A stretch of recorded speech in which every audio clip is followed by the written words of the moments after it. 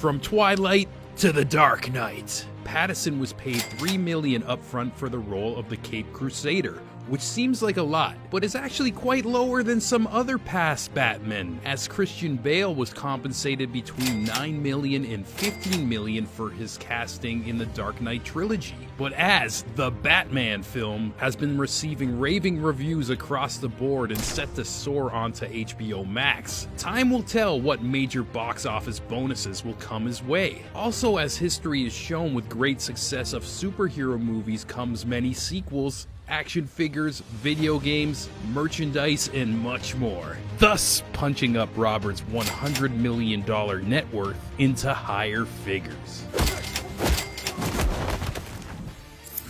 Pattinson didn't always rake in Bruce Wayne-level paydays. At the age of 15, he landed his first big role as Cedric Diggory in the 2005 film Harry Potter and the Goblet of Fire. It was reported not to be his biggest payday. That would all change in the not-so-distant future after being casted as heartthrob vampire Edward Cullen in the film adaptations of the smash hit Twilight novels. The 5 films that span between 2008 and 2012 grossed a total of $3.3 billion worldwide. Robert was reported to have made around $12.5 million per movie, which came to a combined estimate of $67.5 million for the entire series. This cemented Pattinson's position as one of the highest paid actors in Hollywood.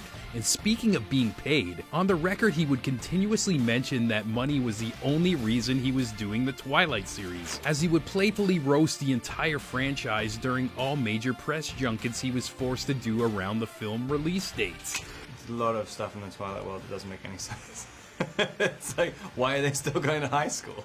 After 2012, when he was finally set free from the role of Edward, he washed off his sparkles, continued to act in independent films of his choosing, such as critically acclaimed The Lighthouse and Good Time, and remained making millions as a model for mega fashion brands. He even received a $12 million endorsement deal from Dior's Men fragrances. Fast forward to now, Pattinson is currently front and center in the next Hollywood blockbuster as the Batman.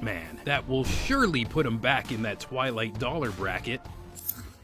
Though his latest character, Bruce Wayne, likes to ball out in extravagant mansions above technologically advanced military caves, Robert likes to live in a more humble fashion in the Spanish-style house that he bought in the Hollywood Hills. This 2,000 square foot property is known to highlight simplicity and nature. It consists of 2 bedrooms, 2 bathrooms, some nice forestry in the yard, and he purchased this at a cost of $2.2 million.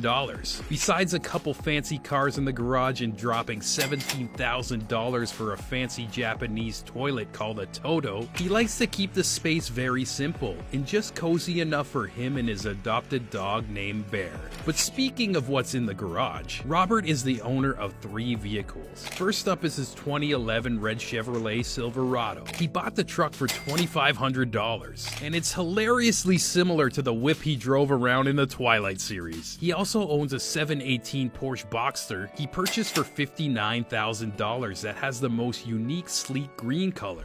And finally, a Chevy Nova that is worth $17,000, and people are starting to suspect he just bought this car to fill up his garage, as no one really sees him driving it. We're thinking he should probably sell it and replace that decoration with the Batmobile. That would be dope as Though he likes to keep his expenses fairly simple for himself, Robert has been reported to go all out on gifts for other people, as he once bought his ex-girlfriend and co-star of Twilight, Kristen Stewart, a $40,000 pen. I had to double check if that was some British slang for a home, but no, apparently it's just something you write with. That's crazy. But as we judge him on that purchase, we really gotta commend the guy on all he does for charity, as he has helped and donated millions out of his pocket to organizations like the American Foundation for AIDS Research, International Medical Corps, Midnight Mission, stand up for cancer, and alongside fellow actors like Lily Collins and Ewan McGregor, he is an official ambassador for the Go campaign that works towards spreading awareness and accumulating funds to help orphans and vulnerable children throughout the world. It is intriguing to see this rejuvenation of Robert Pattinson's career, and it seems like the sky's the limit to where his future will lead, as his call to the bat signal has truly taken him out of the twilight and back into the Hollywood limelight.